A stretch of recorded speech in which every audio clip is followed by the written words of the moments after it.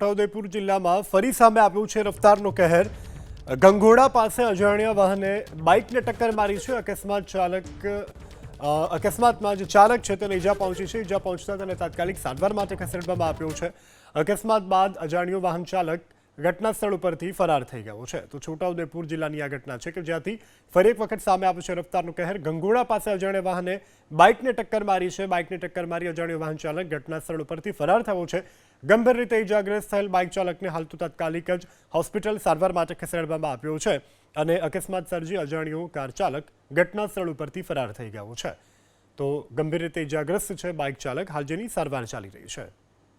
અકસ્માત બાદ અજાણ્યો વાહન ચાલક ઘટના સ્થળ ઉપરથી ફરાર થઈ ગયો છે। તો છોટાઉદેપુર જિલ્લાની આ ઘટના છે કે જ્યાંથી ફરી એક વખત સામે આવ્યો છે રફતારનો કહેર। ગંગોડા પાસે અજાણ્યા વાહને બાઇકને ટક્કર મારી છે। બાઇકને ટક્કર મારી અજાણ્યો વાહન ચાલક ઘટના સ્થળ ઉપરથી ફરાર થયો છે।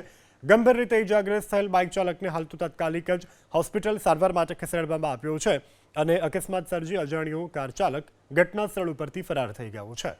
તો ગંભીર રીતે ઇજાગ્રસ્ત છે બાઇક ચાલક, હાલ જેની સારવાર ચાલી રહી છે।